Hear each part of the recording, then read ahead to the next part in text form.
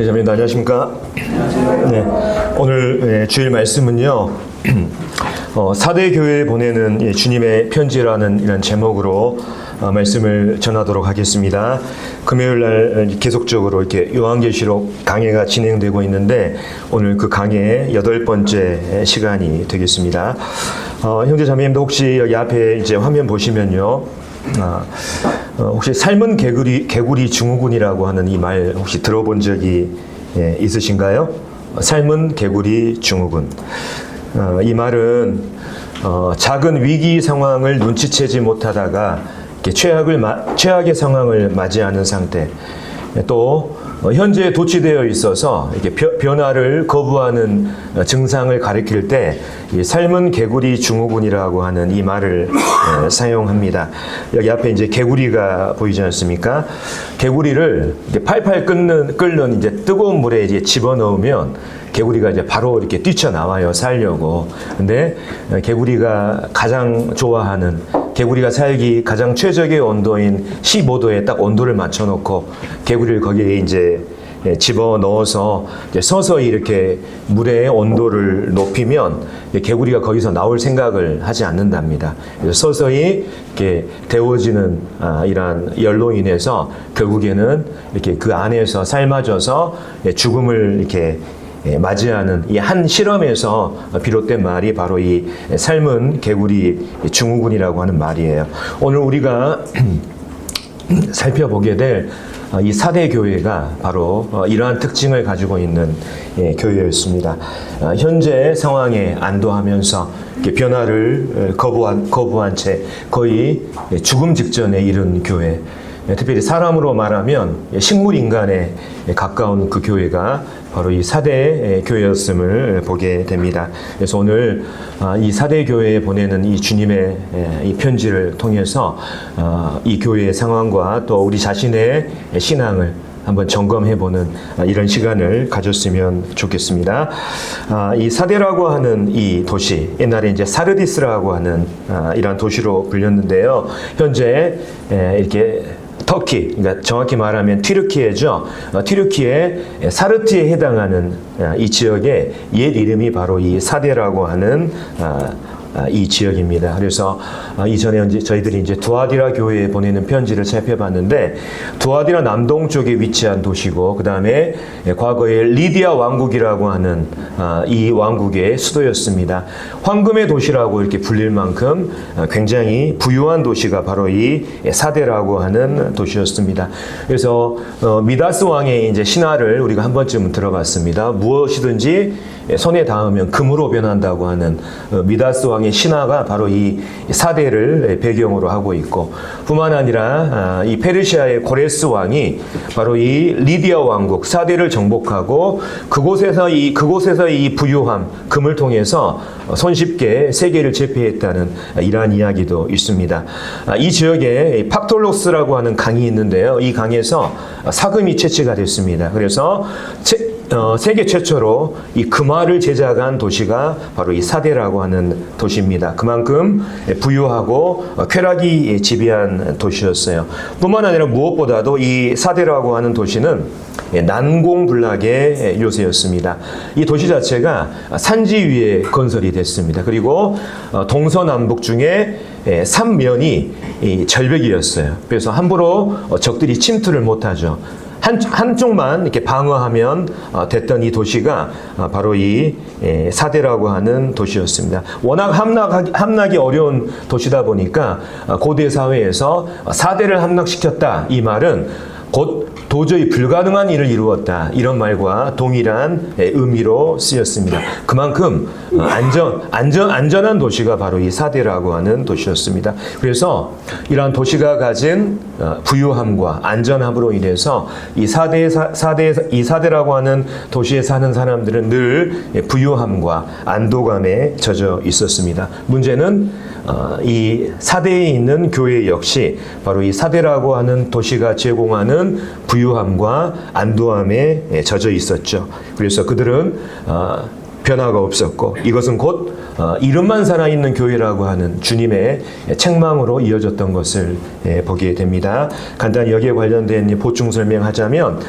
여기에 있는 이 그림은 대형 박물관에 소장되어 있는 이 사대에서 최초로 주조한 이 금화의 이런 모습이고요.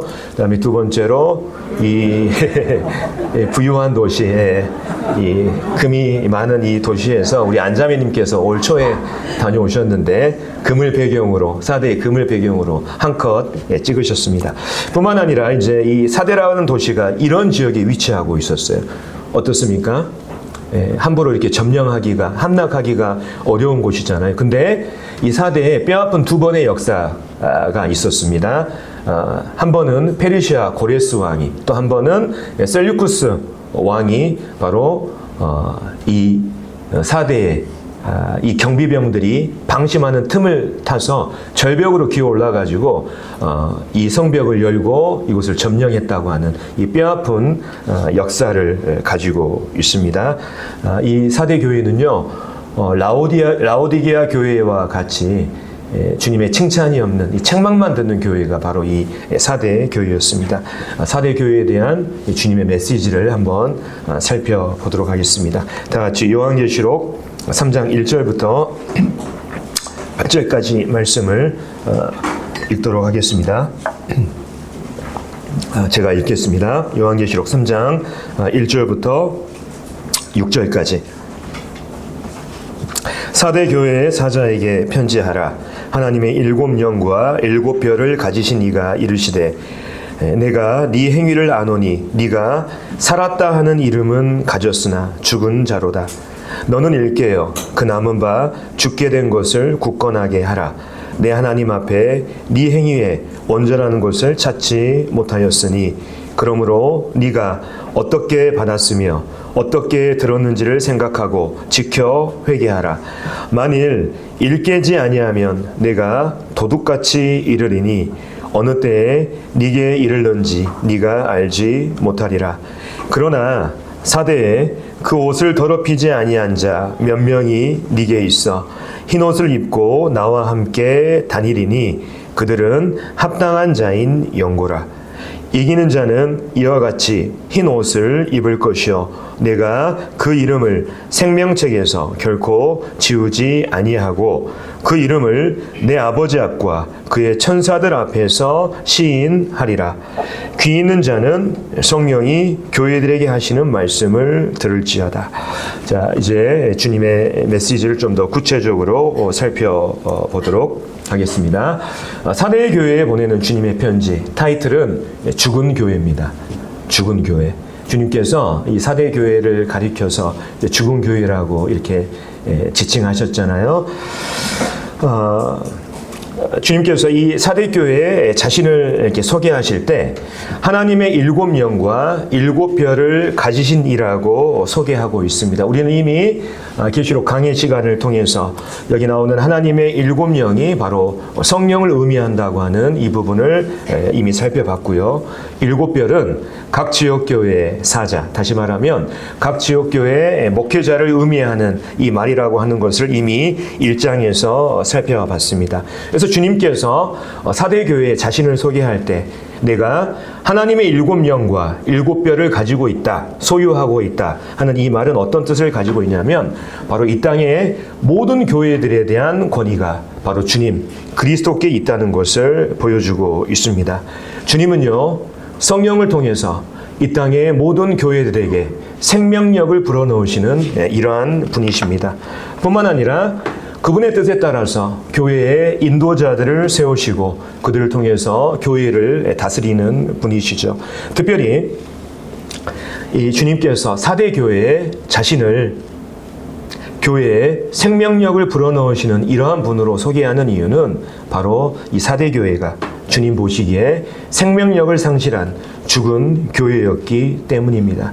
뿐만 아니라 그 교회에 있는 신자들도 생명력이 없는 이러한 신앙을 살아가고 있는 이러한 죽은 신자들이 대부분이었기 때문이죠. 그렇기 때문에 주님은 자신을 가리켜서 나는 교회에 생명력을 불어넣는 이러한 존재다 하는 이러한 소개를 이 사대 교회에 하고 있는 것을 보게 됩니다. 이제 주님께서 자신을 소개한 이후에 구체적으로 이 사대 교회에 대한 말씀을 하십니다. 가장 먼저 주님은 그들의 행위를 살피십니다. 내가 네 행위를 아노니. 여기서 말하는 이 행위라고 하는 것은 우리 신자들의 겉으로 드러나는 이러한 행위뿐만 아니라 그 행위를 할 때 우리가 어떤 마음과 어떤 동기와 어떤 중심으로 그 행위를 했는지 이 모든 것들을 포함하는 단어가 바로 여기 행위에 포함된 단어입니다. 그들의 행위를 모든 것들을 알고 계시는 주님께서 그들을 향해서 뭐라고 평가하냐면 네가 살았다 하는 이름은 가지고 있지만 죽은 자라고 하는 이러한 냉엄한 평가를 하고 계시는 것을 보게 됩니다. 사대 교회는 사람의 눈에는 멀쩡해 보였지만 주님의 눈으로 봤을 때 그 교회는 죽은 교회였어요. 이것은 사대 교회 대다수의 신자들이 면목상의 이름만 가졌을 뿐 사실 성령으로 말미암는 참된 생명이 없었다는 것을 우리에게 보여주고 있습니다. 뿐만 아니라 거듭난 신자들도 성령의 인도를 따르지 않고 변화를 거부하는 이러한 교회였다고 하는 것을 우리에게 보여주죠. 그들은 입으로는 주님의 이름을 외치고 있었습니다. 하지만 그것은 내면의 열매가 없는 공허한 외침에 불과했죠. 그들은 귀로는 주님의 말씀을 듣고 있었습니다. 하지만 주님의 말씀을 듣는다 할지라도 그들의 마음은 딱딱하게 굳어 있었고 그 마음은 이미 순종을 거부한 상태였습니다. 혹시 이 자리에 앉아 계신 우리 형제 자매님들 혹시 이러한 마음으로 현재 말씀을 듣고 계십니까? 이러한 부분에 대해서 정말 우리가 우리 자신을 점검하고 왜 우리가 이 자리에 앉아 있는지 이 부분을 냉철하게 진지하게 점검할 필요가 있다는 생각을 해보게 됩니다. 어쩌면 이 사대 교회는 주변의 교회들로부터 상당히 이름난 교회였다는 이런 생각을 해보게 됩니다. 헬라어로 이름이라고 하는 이 말은 평판, 소문이라고 하는 뜻을 가지고 있어요. 어찌 보면 이 사대 교회는 주변의 교회들로부터 그 교회는 정말로 활기찬 교회다. 건강한 교회라고 이름나 있었고 소문나 있었고 아마 여러 주변 교회들로부터 부러움을 사는 이러한 교회였을지도 모릅니다. 오늘날로 치면 건물도 화려하고 성도 수도 많고 그 안에 좋은 사역자들도 많고 수많은 행사와 성경 공부 프로그램이 바쁘게 돌아가고 다양한 사역들이 존재하는 이러한 교회. 그럼에도 주님 보시기에 그 교회는 죽어있는 교회라고 주님께서 말씀하셨습니다. 네가 살았다는 이름은 가졌으나 죽은 자로다. 이 얼마나 주님의 무섭고 통렬한 지적입니까? 사대교회는 오늘날 경건의 모양은 있지만 경건의 능력은 없는 그 경건의 능력을 상실한 교회와 신자들의 이 전형적인 표본이라고 할 수가 있습니다. 그 교회가 죽어있기 때문에 그 교회의 신자들이 생명력을 상실한 이러한 죽은 신자들이었기 때문에 교회에 생명력을 불어넣으시는 그 주님께서 이제 사대교회를 향한 몇 가지 처방을 내리시는 것을 보게 됩니다.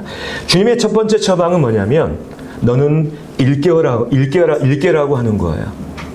깨어야 된다는 것입니다. 그들이 죽어있기 때문에 그들이 자고 있기 때문에 너희들은 깨어야 된다고 주님께서 바로 주님께서 그 교회와 신자들을 향해서 각성해야 된다고 하는 이 말씀을 하고 있는 것을 보게 됩니다. 주님의 첫 번째 처방. 각성이라고 하는 말은 어떤 뜻을 가지고 있냐면 어떤 잘못이나 사실을 깨달아 안다고 하는 이런 뜻을 가지고 있습니다.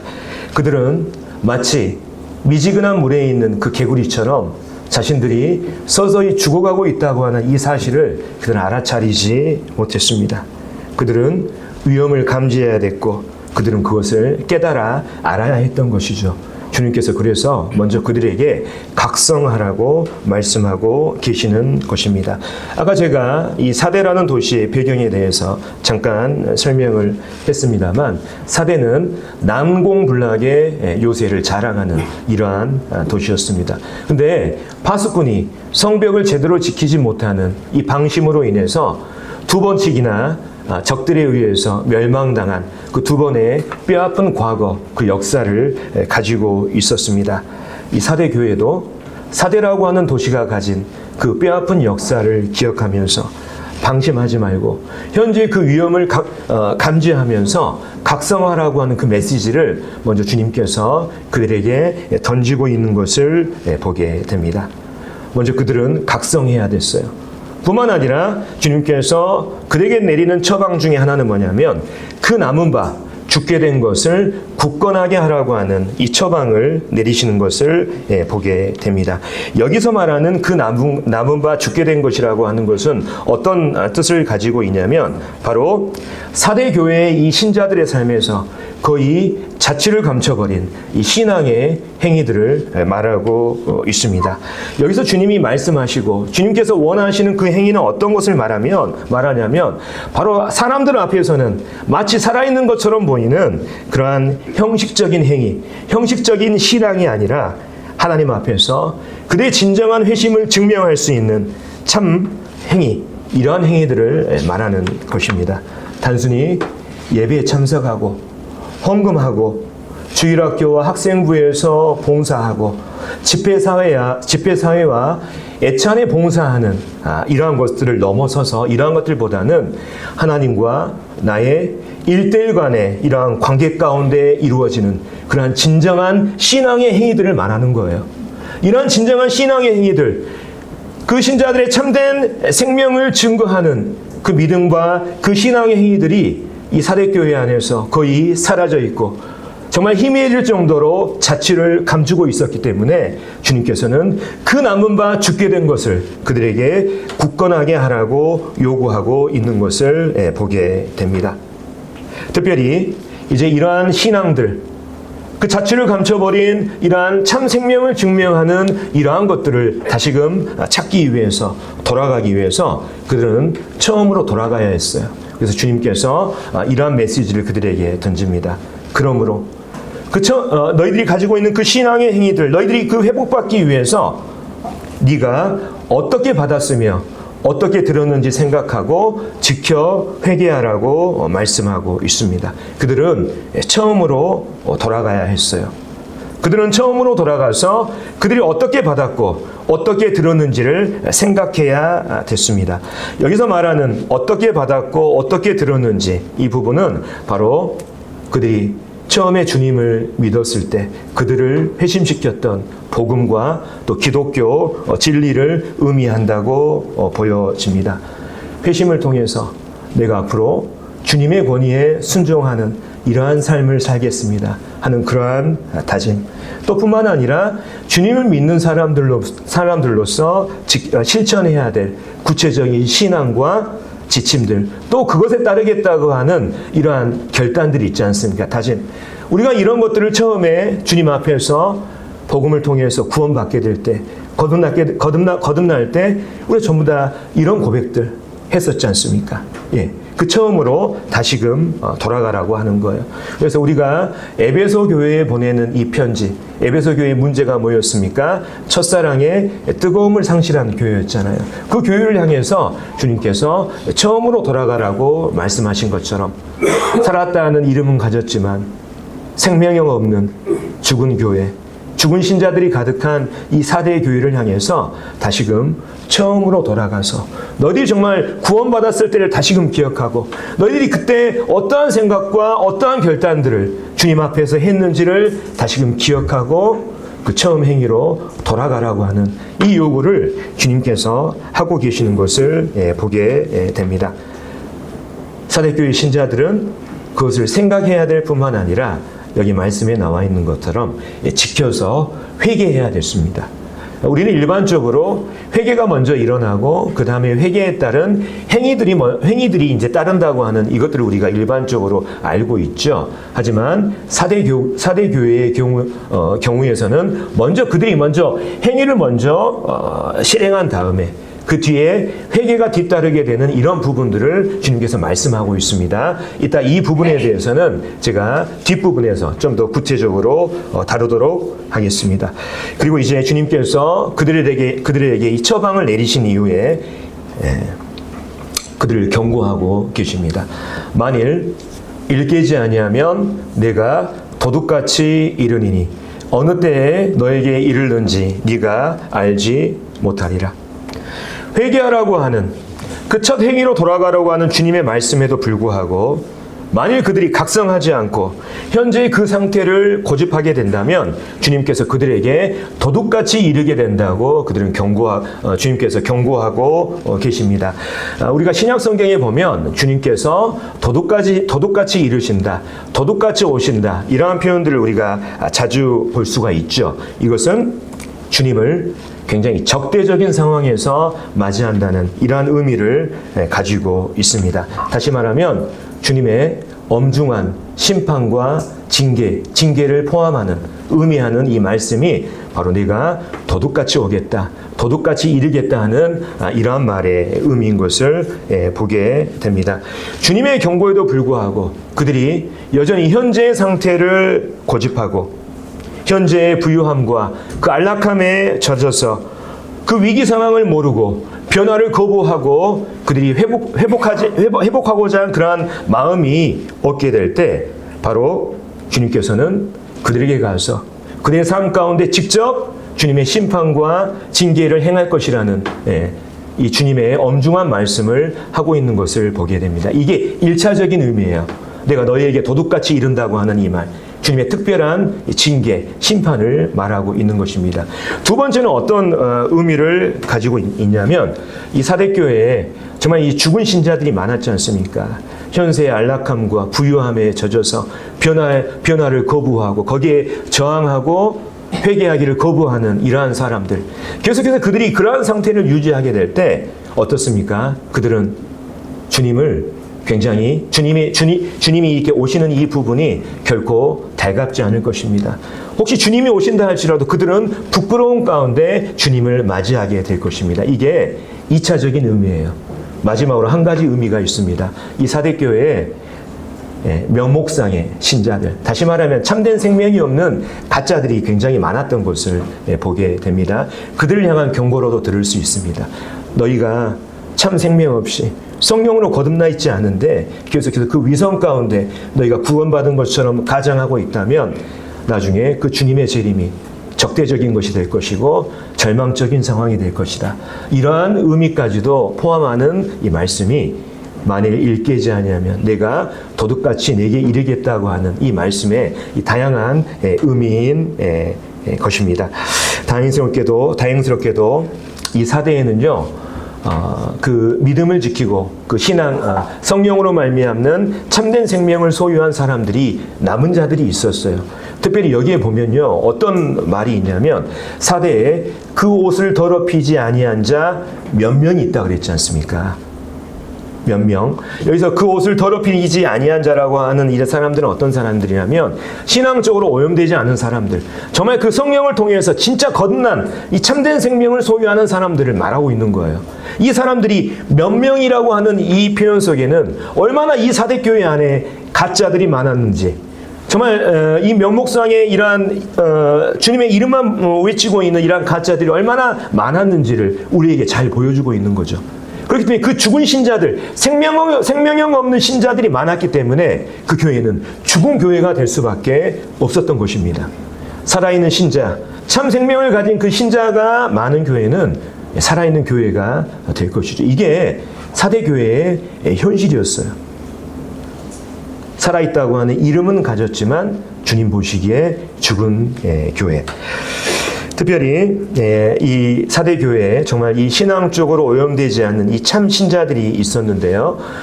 이 신자들을 향해서 주님께서 위로하시고 또 그들에게 격려와 또 약속을 하고 계시는 것을 보게 됩니다. 그들에게는 어떤 약속이 주어져 있냐면 흰 옷을 입고 나와 함께 다니게 된다고 하는 이 약속을 하고 있는 것을 보게 됩니다. 여기서 말하는 흰 옷이 무엇을 의미하냐? 여러 가지 의미가 있습니다.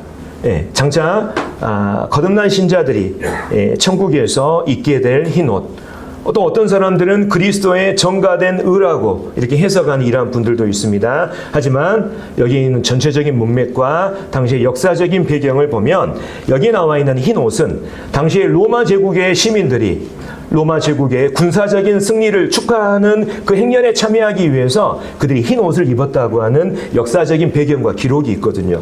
다시 말하면 승리를 기념하는 현장에서 입는 옷, 이게 바로 흰 옷이 가진 의미인 것을 보게 됩니다.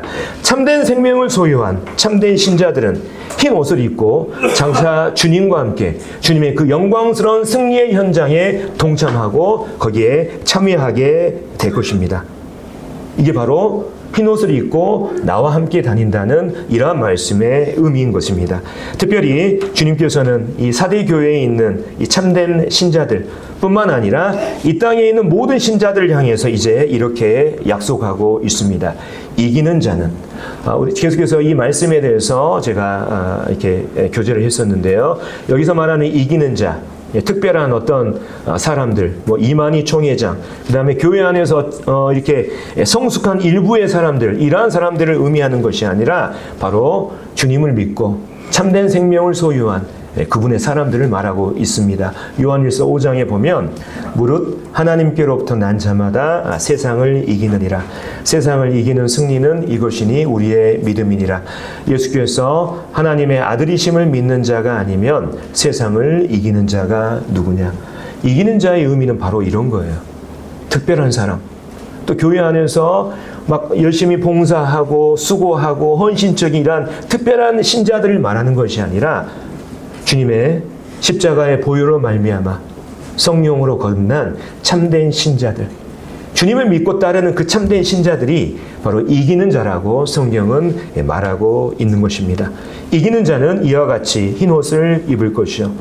주님의 모든 성도들, 성령으로 거듭난 모든 성도들은 장차 주님께서 승리의 그 현장 가운데 그분께서 영광 가운데 임하시게 될 때 바로 그 승리의 현장에 동참하면서 주님과 함께하는 그 영광 가운데 거하게 될 것입니다. 이게 주님이 주시는 첫 번째 약속이에요. 두 번째, 내가 그 이름을 생명책에서 결코 지우지 아니할 것이라고 주님께서 약속하셨습니다.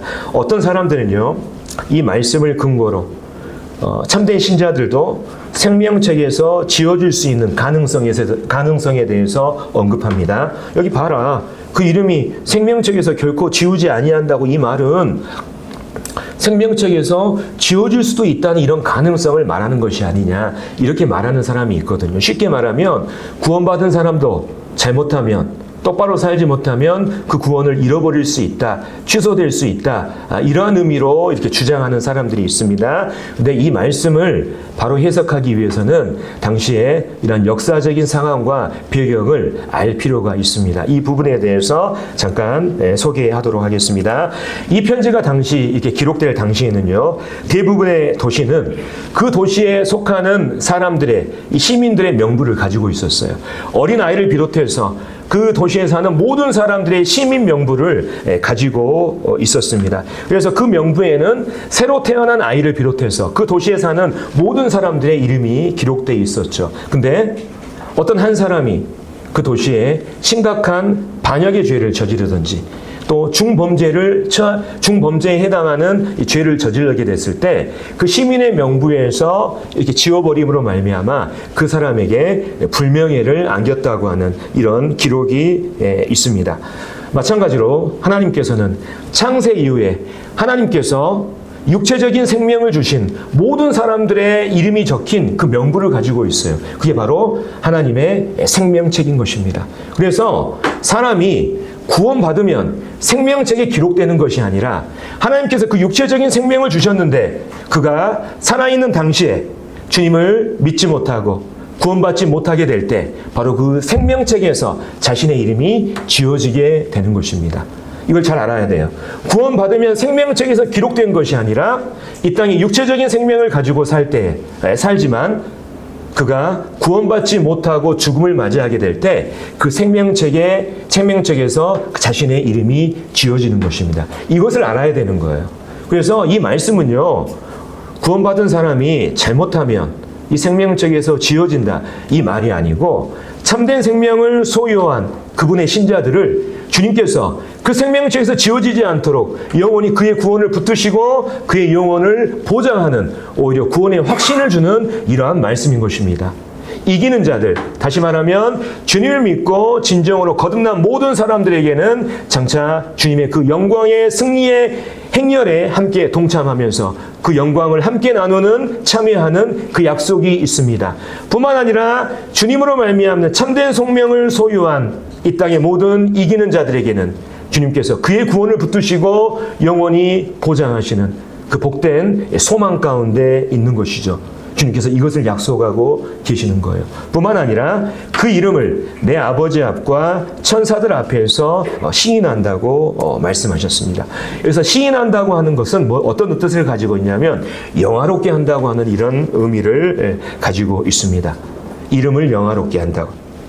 당시 이 사대교회의 이 상황을 살펴보면 면목상의 이 거짓된 신자들은요, 사람들 앞에서 예수님의 이름을 시인하고 그분의 이름을 영화롭게 하는 이러한 삶과는 상당히 거리가 멀었을 것입니다. 그들은 그들의 삶 가운데 이루어지는 거짓된 삶으로 인해서 사람들 앞에서 주님의 이름을 부르고 주님의 이름을 시인하는 이것을 굉장히 부끄럽게 생각했을 것입니다. 하지만 이 사대교회의 참된 신자들은 자신의 삶을 통해서 주님의 이름을 영화롭게 했죠. 주님께서는 그들을 향해서 내가 장차 참된 신자들, 너희들을 향해서 내 아버지 하나님 앞과 천사들 앞에서 너희의 이름을 영화롭게 할 것이라고 하는 이 약속을 해주시는 거예요. 우리는 정말 주님께서 장차 하나님과 천사들 앞에서 우리 각자의 이름을 그 영화롭게 하시는 이 장면을 우리의 이 제한적인 지성과 이성으로는 생각할 수가 없습니다. 그렇잖아요. 하지만 주님이 우리의 그 이름을 하나님과 천사들 앞에서 인정해 주시고 우리의 이름을 영화롭게 하시는 이 장면을 생각할 때 정말 우리가 참 설레는 마음이 있는 것을 보게 됩니다. 그래서 참된 생명이 없는 명목상의 이 신자들이 가득한 이 사대교회에게 주님이 주시는 이 메시지는 강력한 경고와 도전이 되었을 거라는 이러한 생각을 해보게 됩니다. 그리고 주님께서는 마지막으로 사대교회를 향해서 귀 있는 자는 성령이 교회들에게 하시는 말씀을 들을지어다, 이렇게 결론을 내고 계시는 것을 보게 됩니다. 주님께서는 이 땅의 모든 교회들이 바로 이 사대교회에 던지는 그 메시지에 귀를 기울일 것을 촉구하고 계십니다. 주님의 메시지는 사대교회뿐만 아니라 이 땅을 사는 모든 교회와 모든 신자들에게 적용해야 되고 또 이렇게 받아들여야 될 그러한 엄중한 주님의 메시지인 것을 보게 됩니다. 그래서 이 사대교회에 관련된 이 주님의 메시지를 살펴봤는데 이제 이 메시지를 통해서 과연 이 교회가 또 우리 각자가 이 주님의 메시지를 어떻게 적용할까? 여기서 어떠한 교훈을 우리가 받게 될까? 이 부분을 우리가 생각해 봤으면 좋겠습니다. 첫 번째, 우리는 혹시 이 교회가 죽은 교회인지, 혹시 내 자신이 주님 보시기에 죽은 신자인지 이 부분을 냉철하게 점검할 필요가 있습니다. 사대교회는요, 사람이 보기에 이름 있는 살아있는 교회였지만 주님 보시기에 죽은 교회였습니다. 오늘날 죽은 교회도 꾸준히 모여서 기도하고 함께 찬양하고 예배도 드리고 헌금도 거둘 수 있습니다. 죽은 교회도 수적으로 성장할 수 있습니다. 죽은 교회에서도 그 안에서 여러 가지 프로그램들이 운영될 수 있습니다. 그래도 죽은 교회입니다. 마찬가지로 사람이 보기에는 살아 있어도 주님 보시기에 죽은 신자들, 면목상의 가짜들이 있을 수 있죠. 그들도 예배에 참석할 수 있고 헌금도 드릴 수 있고 찬양도 할 수 있고 기도도 할 수 있고 사람들 앞에서 간증도 할 수 있고 심지어 말씀도 전할 수 있습니다. 제가 구원받기 전에 저 실은 복음을 전할 수 있었거든요. 가짜들도 복음 전할 수 있는 거예요. 가짜들도 말씀 전할 수 있는 것입니다. 그래도 가짜인 것입니다. 성령으로 말미암아 참된 생명을 소유하지 못하고 있다면 사람의 눈으로 봤을 때 겉으로 살아있는 것 같지만 주님의 그 불꽃 같은 눈으로 봤을 때 그것은 죽은 것입니다. 얼마 전에 이제 제 큰 딸이 학생 캠프에 가가지고 구원받았다고 이렇게 간증하는 이러한 소식이 있었습니다. 거기에 참석한 제 친구 형제가 우리 딸이 간증하는 영상을 이렇게 보내왔더라고요. 제가 그것을 봤습니다. 부모로서 이렇게 자식이 구원받았다고 하는데 기쁘지 않은 이렇게 부모가 어디에 있겠습니까? 하지만 저는요, 정말 이 아이가 지식적으로 죄사함에 동의함으로써 구원을 착각하고 있는지, 아니면 성령으로 정말 거듭난 참 생명을 소유하고 있는지 지켜보고 있습니다. 이 아이의 예배드리는 태도, 주님 앞에서 살아가는 이러한 모습들, 이게 증거가 되겠잖아요. 만약에 이 아이가 참된 생명을 소유하고 있다면 그 생명으로 말미암는 열매가 그 삶 가운데 나타나게 되겠죠. 참된 믿음은, 참된 생명은 우리의 삶으로 증명하는 것입니다. 이름으로 증명하는 것이 아니고. 여기 계신 형제 자매님들, 혹시 죽은 신자는 아니십니까? 우리가 이 안에서 형제 자매라고 부르고 있잖아요. 그것이 성령으로 거듭났다고 하는 절대적인 증거는 될 수가 없는 것입니다. 사람이 아니라 주님이 인정하시는 그 사람이 바로 살아있는 신자고 참된 생명을 소유한 거듭난 신자인 것입니다. 주님께서 이 사대교회에 주신 이 냉엄한 메시지를 우리가 살펴보면서 내 자신이 정말 참된 생명을 소유한 진짜 신자인지, 주님 보시기에 정말 살아있는 사람인지를 우리가 냉철하게 우리 각자가 점검할 필요가 있습니다.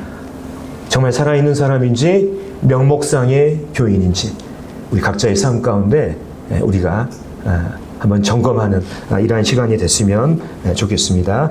두 번째, 혹시 죽어가고 있지는 않으십니까? 서서히 사대교회 신자들은 서서히 데워지는 물에서 죽어가고 있는 개구리처럼 자신들이 죽어가고 있다는 사실을 결코 알지 못했습니다. 구약시대에 보면요, 삼손이 이러한 일들을 당했습니다. 그가 이제 그 드릴라의 유혹에 빠져서 결국에는 이제 머리를 자르고 하는 이러한 일을 통해서 하나님의 그 힘이 그를 떠나갔잖아요. 근데 삼손이 이걸 모르고 있었어요. 여기 보면 삼손이 잠을 깨며 이르기를 내가 전과 같이 나가서 몸을 떨치리라 하였으나 여호와께서 이미 자기를 떠나신 줄을 깨닫지 못하였더라. 자기는 힘을 쓸 줄 알았습니다. 하지만 이미 하나님의 임재가 그를 떠난 상태에 있었던 것을 보게 됩니다. 자매님들, 하나님의 능력이 여러분의 삶에서 떠나진 않았습니까? 하나님의 그 능력이 여러분의 이 삶 가운데 더 이상 역사하지는 않으십니까? 하나님이 나를 더 이상 사용하지 않고 하나님의 그 능력이 나의 삶에 더 이상 나타나지 않는데 혹시 안주하고 있지는 않나요? 이런 식으로요. 나 정도면 됐지. 나 정도면 괜찮은 신자지. 이 정도만 하면 됐어. 내가 술을 먹기를 해. 아니면 도박을 해. 아니면 주일 예배를 빠져. 딱 이 정도만 하면 됐지. 나는 딱 여기까지만 할 거야. 나는 이 교회에서 딱 여기까지야. 혹시 현재에 도취돼서 이러한 생각 가운데 이 교회 안에서 이렇게 생활하고 계시는 이러한 분들이 혹시 있지는 않으십니까? 그것은 서서히 데워지는 물에 있는 것, 물에 빠진 개구리처럼 우리의 신앙이 점점 죽어가고 있는 거예요. 혹시 이러한 신앙 가운데 현재의 안주에서 더 이상 변하지 않고 그 변화에 저항하는 이러한 사람들이 있다면 혹시 내가 죽어가고 있지는 않은지 이런 부분들을 생각해 보시면 좋겠습니다. 여기 보면은요, 정말 이렇게 사이클 선수들이 힘들게 이렇게 자전거 페달을 돌리는 이 그림이 있습니다. 이 자전거 페달을 돌리지 않으면 어떻게 될까요? 자매님들, 이 자전거는 반드시 넘어지고 쓰러지게 되어 있습니다. 마찬가지입니다. 신자들도 비전과 도전이 없는 신자들, 현재에 안주하고 더 이상 달리기를 거부하는 신자들은 반드시 넘어지게 돼 있고 반드시 쓰러지게 돼 있습니다. 이게 바로 신앙의 법칙인 거예요. 현재에 만족하고 안락함을 추구하는 이러한 신앙들은 쓰러질 수밖에 없는 것입니다. 현재에 만족하고 있다면 그것은 내 신앙의 신호등에 지금 노란불이 들어왔다는 증거입니다. 이 증거를 여러분들 무시하지 않았으면 좋겠습니다. 그 다음에 세 번째, 죽어가는 신앙을 회복하는 이 한 가지 비결을 주님이 주시는 메시지를 통해서 발견하게 됩니다. 그것은 뭐냐면 지켜 회개하라고 하는 것입니다. 우리는 어떤 문제가 있을 때 우리에게 가장 필요한 것은 회개라고 생각합니다. 그렇죠? 회개를 하고 그 회개에 따른 신앙의 모습들이 나타나는 이러한 것들을 일반적으로 알고 있는데, 주님께서는 특별히 이 사대교회, 이 죽어있는 가운데 있는 이 사대교회를 향해서 먼저 뭘 얘기하냐면 지킬 것을 먼저 말하고 있어요. 당부할 것. 그래서 지킨다고 하는 이 말은 어떤 의미를 가지고 있냐면 행위를 말하고 있는 것을 보게 됩니다. 신앙의 행위들을 먼저 하고 그 가운데서 회개가 따르는 이 부분을 이 사대교회에 강조하고 있는 것을 보게 됩니다. 우리는요, 우리 삶에서 어떤 일들을 하게 될 때, 또 교회 안에서 어떤 일들에 참여하게 될 때, 때로는 우리의 신앙의 상태와 사람들과의 관계, 또 우리의 형편으로 인해서 그 일을 참여하고 싶지 않은 이러한 경우가 있어요. 근데 억지로라도 그것에 참여하게 될 때 어떻습니까? 그 일에 참여하고 함께하는 이러한 것들을 통해서 주님께서 은혜를 베풀어 주시고 나의 상태를 다시금 점검하고 다시금 회복받는 계기가 만들어지는 이러한 일들이 있잖아요. 우리는 이런 것들을 실은 이 교회 안에서 우리 삶 가운데 여러모로 경험하고 있습니다. 때로는 회개가 먼저가 아니라 먼저 우리가 그 신앙에 먼저 발걸음을 내딛고 그것을 통해서 회개하고 반성하고 회복받는 이러한 일이 있게 되는 것을 보게 돼요. 그렇기 때문에 우리는 교회 안에서 신앙의 삶 가운데 있어서 우리는 적극적인 삶을 살아야 되는 거예요. 그것을 통해서 우리가 주님의 은혜를 경험하고 다시금 회개하고 돌아가고 회복받을 수 있기 때문입니다. 교회에서 자꾸 일을 만든다고, 일을 시킨다고, 어떤 프로그램에 참여하라고 한다고 해서 불평하지 마십시오. 그러한 일들에 함께하면서 우리 신앙이 때로는 회복될 수 있는 기회와 계기들이 만들어지는 것입니다. 사대교회에 주시는 주님의 메시지를 통해서 그런 것들을 거부하는 것이 아니라, 왜 이 교회는 주일날 편하게 이렇게 모임 생활하고 신앙 생활을 했으면 좋겠는데 뭔 일이 이렇게 많다냐, 하라고 하는 이런 일들이 많다냐, 이렇게 불평하지 않으셨으면 좋겠습니다. 올 초 우리가 연초에 계획으로 잡은 목표로 삼은 말씀이 어떤 말씀입니까? 잠언 14장 4절에 나와 있는 소가 없으면 구유는 깨끗하려니와 소의 힘으로 얻는 것이 많으니라. 기억하고 계셔요? 이거 생각하면서 올해 이제 살고 계십니까? 아마 많은 분들이 아마 이거 기억하고 계실 것입니다. 혹시나 이제 까먹은 분들이 계실 수도 있을 것 같아서 한번 다 같이 읽도록 하겠습니다. 자, 시작. 소가 없으면 구유는 깨끗하려니와 소의 힘으로 얻는 것이 많으니라. 예. 아무것도 안 하면 몸은 편할 수 있어요. 그렇지 않습니까? 하지만 아무 일도 일어나지 않습니다. 아무것도 얻을 수가 없는 거예요. 반면 수고스럽지만 그 일을 통해서 우리는 주님의 은혜를 경험하고 우리 신앙을 살수 있는 귀한 것들을 그것을 통해서 얻을 수가 있는 것입니다. 그래서 때로는 우리가 회개가 먼저일 수도 있지만 우리가 그 신앙 가운데 어떤 일들 가운데 적극적으로 참여하는 그런 일들이 회개의 계기와 또 회복의 기회가 될 수 있다고 하는 이런 부분들을 우리가 염두에 두셨으면 좋겠습니다. 자, 이제 마지막으로 제가 죽은 교회의 5가지 특징. 이 옆에 있는 분은 이제 찰스 스윈돌이라고 하는 분입니다. 미국에 있는 댈러스 신학교의 이제 총장이신 분이에요. 이 분이 여러 세월 동안 이 다양한 목회 경험을 통해서 죽은 교회의 5가지 특징을 이렇게 설명을 해놨는데, 혹시 이제 우리 교회가 이제 이런 교회에 속하는지 아니면 내 자신이 여기에 속하는지 한번 점검해 보셨으면 좋겠습니다. 자, 첫 번째, 죽은 교회, 죽은 신자는 과거 지향적입니다. 과거 지향적. 과거의 영광에 연연하면서 늘 현재에만 머물러 있습니다. 세상에서도 이런 말 듣죠. 라떼는 말이야. 꼰대들이 하는 말인데요. 예전에는 이 교회가 이런 교회였는데, 예전에 내가 이런 수준의 사람이었는데, 내가 예전에 교회에서는 이런 사람이었는데, 늘 과거의 영광에 연연하면서 성장하려고 하지 않습니다. 현재 우리들의 모습은 어떻습니까? 과거 지향적입니까? 과거에 머물러 있습니까? 아니면 앞을 향해서 나아가고 계십니까? 죽은 교회, 죽은 신자의 특징은 바로 과거 지향적이라는 특징을 가지고 있습니다. 두 번째, 융통성이 없고 변화에 저항합니다. 융통성이 없고 변화에 저항해요. 그러니까 뭔가 새로운 것들이 들어오면 그것을 악으로 규정해버려요. 그것은 악한 것이다. 그리고 그것을 거부하죠. 지금껏 내가 해왔던 것만이 진리고 내가 생각했던 것만이 옳은 것이라는 이 편협된 시각을 가지고 있어요. 이게 죽은 교회, 죽은 신자들의 특징이에요. 지금까지 내가 해왔던 것만 옳고 내가 생각한 것만 맞으니까 어떻습니까? 새로운 것들을 받아들이지 않고 변화하려고 하지 않는 거예요. 이게 바로 죽은 교회, 죽은 신자의 특징인 것을 보게 됩니다. 세 번째, 사역자들이 육신적으로 게으르다고 하는 이런 특징을 가지고 있습니다. 우리 교회로 말하면 장로와 또 집사들 뿐만 아니라 각 부서에서 일하고 계신 여러 이제 교사들, 사역자들이 있지 않습니까? 육신적으로 게으르다고 하는 거예요. 권위주의에 사로잡혀 있고,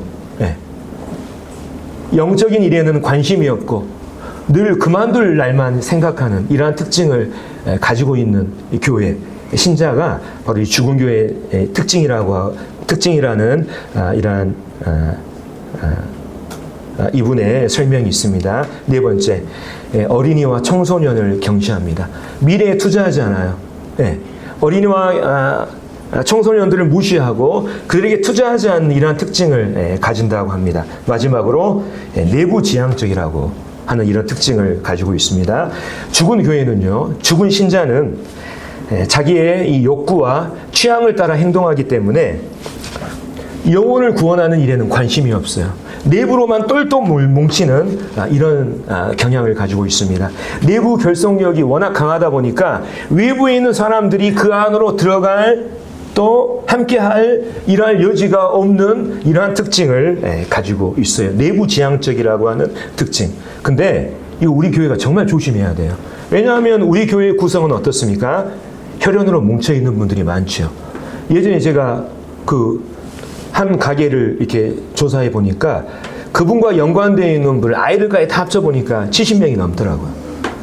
우리 교회는 이런 부분에 대해서 이게 좋은 장점이 될 수 있지만 굉장히 위험한 부분이 될 수가 있습니다.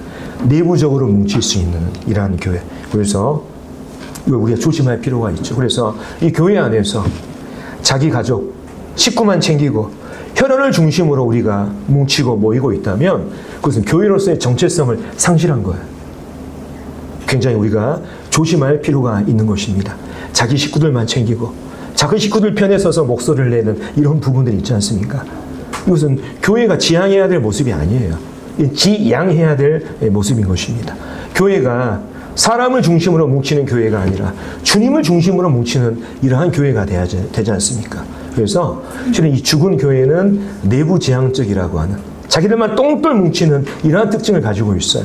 혹시나 이 교회 우리 각자의 신자들의 모습 가운데 이러한 모습이 있지 않는지 굉장히 주의할 필요가 있습니다.